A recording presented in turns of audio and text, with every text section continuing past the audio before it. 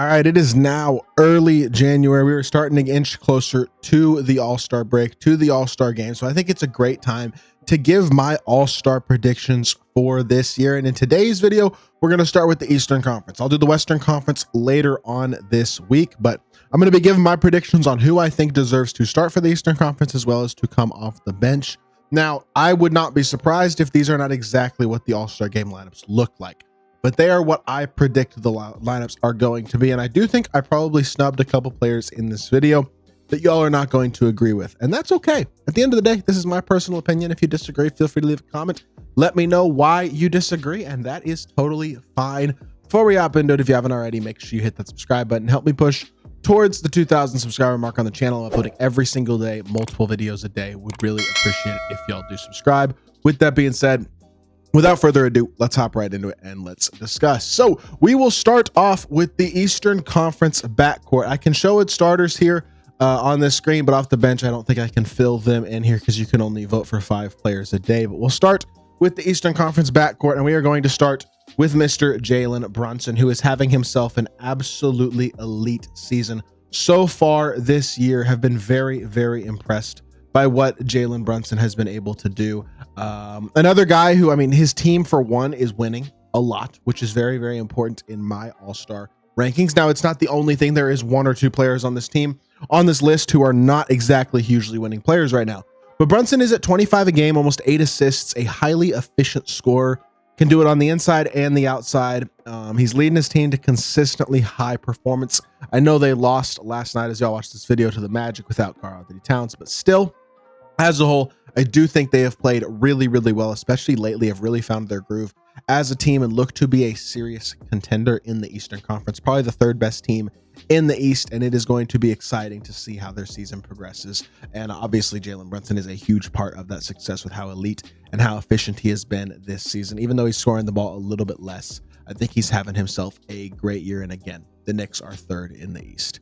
At the other guard spot, my prediction is actually going to be Donovan Mitchell as the other starting guard in the Eastern Conference. I really think Donovan Mitchell is having himself a really, really good year. Though obviously the Cavs are the 2nd best team in basketball, probably behind the Thunder, in my opinion, right now, at least. Now the Thunder have a slightly worse record. The Cavs actually have the best record in basketball, 2nd best net rating in basketball behind the Thunder. Their matchup this week is going to be insane. In fact, that game, I think, is tomorrow night, and I'm really, really excited for that game. It is going to be a blast to see which team comes out on top. With that being said, though, I mean, I know the numbers aren't quite as elite this year, only 23.5 a game, about 4.4 rebounds, 4.6 assists. But come on, y'all. He is having probably the most efficient season of his career all the way around, especially from the 3-point line. Over 9 attempts a game at 41% is really impressive, and you have to give a lot of credit for how much they're winning as well. D-Mitch is their best player, although, spoiler alert, there is another Cav on this team, and I think there's another Cav you could argue deserves to be on this team who I actually left off as well. So the Cavs are deep.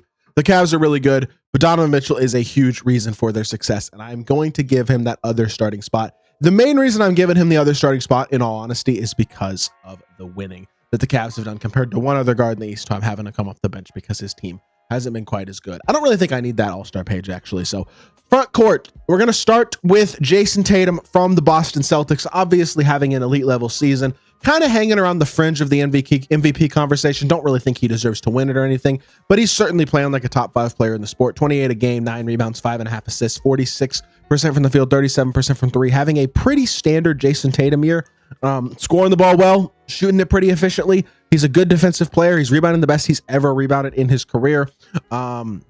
He plays the 4 most of the time for the Celtics, but he's got the versatility to step out, play the 3, even could play the 2 if they needed him to. Obviously, he doesn't really need to with the amount of guard depth they have, but he's just got so much versatility to his game and so much skill set versatility. He does a ton of things really, really well, and he does them at a very high level efficiency-wise as well. I mean, 37% from 3 on 10 attempts a game is always very, very solid. He's one of those guys who just every single year, I don't feel like he's gotten way better these last few years, but I feel like he's continued to play at a super duper high level and is continuing to be one of the 5 or so best players in the sport. Speaking of a top 5 player in the sport, the other forward in the Eastern Conference has to be Giannis Antetokounmpo. I mean, obviously, right? The Greek Freak is probably having the third best season of any player in basketball. I'd say he's third in MVP voting right now, and he's averaging 32, 11 and a half, and 6. He's the best player in the Eastern Conference right now, without a doubt in my mind. There's a reason he's been top 4 in MVP voting the last 6 years and has won it twice. I mean, he's an incredible player on a very solid Bucks team that admittedly has struggled a bit as of late. They were really, really hot in the in-season tournament and then have had some injury concerns and some things like that as of late that have kind of derailed their progress and their momentum. But after a 2-8 start to the season, they have been much, much better as a team since then. Giannis has had an awesome year. His efficiency from the mid-range has been as good as he has ever had it in his career. So while the three-point shot has become not even just a non-factor, or not even not efficient, but a total non-factor this season, he doesn't need it. He's one of the very few players in basketball who can dominate despite the three-point percentage being really low and the three-point attempts being really low. And he's a no-brainer starter. I don't think anybody's going to argue that Giannis shouldn't start the All-Star game. And then the final starter in the Eastern Conference is Karl-Anthony Towns to me. 2 New York Knicks starters in the All-Star game, in my opinion. But I mean, you can't argue with the numbers. 25 a game, 14 rebounds, 3 assists, 55, 44, 83. That's insane. He is having a hyper efficient season, one of the most efficient players in basketball this season. From the interior, he's been very good, almost 60%. And from the perimeter, he's at 44%. That's ridiculous. Even for one of the greatest big man shooters ever, he's having a ridiculous, incredible season shooting the ball. And again, the rebounding's at a career high by a pretty significant chunk. He has clearly elevated his game in pretty much every single way. Fits really, really well in New York. The Knicks love him. His teammates seem to love him. The fans seem to love him. And can you blame him? He's been absolutely awesome in New York and has been a huge part, again, as to why they're the 3 seed in the East and look to be a legitimate contender, like a really, really good team in the Eastern Conference. Karl-Anthony Towns, to me, is a no-brainer option as another starter in the All-Star game. Now, we get to the bench, and I think we will start with the bench guards. The best guard in the East who's not in the starting lineup, but I think actually has an argument, is Cade Cunningham. The Pistons have been really, really good. I made a video on the Pistons earlier today. If y'all want to go check that out, I've been really, really high on them this season. I've enjoyed watching them play a lot. And Cade has just been awesome. I mean, 24, 7, and 9.5, 45, 38, almost 80% from the free throw line. Like, these are close to Luka Doncic type numbers. Like, he is having a ridiculous good season, shooting the 3 ball at a career best and is doing it in every single way. Perimeter, interior, can score at the rim, can score from the 3-point line at a very high level. I mean, the best he's ever done it in his career. He's been able to stay healthy to this point in the season. The Pistons are legitimately solid. I mean, they're the 8th seed in the East, and I think there's an argument to be made that with the Heat struggles as of late, there's an argument that the Pistons might be the 6th best team in the East. I would not be shocked if they finish the season as the 6th seed. Even despite Jaden Ivey's injury, they've been playing well as of late. Couple of back-to-back wins, have won like 5 of their last 6 as a whole. They've been playing really, really well, and I really like what I'm seeing out of Detroit, man. I think they're a really, really good basketball team right now, and Cade Cunningham is the biggest reason why. He is having a masterful season in Detroit. The other bench point guards, one of them is going to be Damian Lillard. This, I think people could argue he doesn't deserve to be in it, but he's at 25 and 7.5. The efficiency's pretty good, 43, 36. Over 91% from the free throw line is obviously incredible. He started the season slow and as of late has been a little bit less efficient his last few games also, but for the season, solid efficiency, high level scoring on a very, very good basketball team. The second option on a competitive Bucks team that on a night-to-night basis, there are moments where they look like serious title contenders. Would not be shocked still to see the Bucks make a run in the playoffs this season. And I mean, they're a serious threat. And Damian Lillard is a big piece why. He's also one of the best crunch time performers in all of basketball, of course. We know Dame time is a very real thing, and he's having another really solid year. I feel like he's been better than he was last year for Milwaukee, and he was an all-star last year. I think this year, he's definitely going to be an all-star. Feels like another no-brainer. A third all-star guard off the bench in the East. This one may surprise a little bit, a few of y'all. Tyler Hero at 24, 5.5, and 5 assists, 47.5 from the field and 40% from 3, having the best season of his career as a scorer, efficiency-wise, really across the board. He's just having his best season of his career. Is he an elite defender? No. Is he an awful defender? I think he's a little better than he used to be. His 3-point shooting is at the highest it's ever been and on the most attempts he's ever shot. His assist turnover ratio is over 2-1, which is good. He's had to take on more of a ball handling responsibility this season in Miami, and I think he's stepped up to the plate. He's been their most consistent and best offensive player this season, and I really think he's been a very, very good player for the Heat, despite their recent struggles, despite all the drama surrounding Miami right now with the Jimmy Butler situation. Tyler Hero, to me, feels like another Eastern Conference guard reserve. And then the last Eastern Conference guard reserve, this one to me came down to two players, LaMelo Ball or Trae Young. And I think you could make an argument for Darius Garland as well if you wanted to. But out of those three players, I am giving the edge personally to LaMelo Ball. I think there are a lot of people who are going to be mad that I don't think Trae Young is an all-star this year. LaMelo is, I know his team is not nearly as good as Trae's, but he is at 35-7. He is an absolutely electrifying scorer, incredibly talented player who has finally managed to at least somewhat. He has not been healthy, but he hasn't missed as much of the years he's missed these last couple years. It's hard to argue with 37-5, even on a pretty bad team. And I honestly think it's not LaMelo's fault the Hornets suck. Like, they started the season pretty well when he was healthy. Miles Bridges was healthy. Grant Williams was healthy before he tore his ACL. Variety of other things. They've lost 10 games in a row. They're playing terrible. It's clearly another tanking season. They don't have a lot of talent surrounding LaMelo, to be totally honest. But I do think that he's a very good player. And look, you could make the argument for Trae Young if you wanted. I don't think Trae Young's the best player on his team. I think at times his style of play can actually be a little bit detrimental to the Hawks. If you want to make the Trae Young argument over LaMelo or Tyler Hero, I get it. The assists are very impressive, but the efficiency is not. Not that LaMelo's efficiency is significantly better, but LaMelo's on a terrible team as a much larger focal point of the defensive attention and has actually been more efficient and overall more productive than Trae has. You could also make the argument for him over Hero, in my opinion, but again, I think I'd lean Hero in terms of overall impact this season. It's close. There's a real argument for Trae Young as well. I think that one's a real, it's an argument. It's a snub for sure. You can make that argument. To me, though, I wouldn't give him that last guard spot. Now, we have three more spots on this team. We got basically another guard, or I guess kind of a wing, and then a big wing and a big. And one of those wings, obviously, is going to be Jaylen Brown. He's a no-brainer. He's an all-star. Will make his fourth all-star appearance of his career this year, averaging 24 a game, almost 6 rebounds and 4.5 assists. Is he an incredible playmaker? No. Is he a capable one? Yes. Three-point efficiency is down this year. That's my biggest criticism of Jaylen Brown's season so far.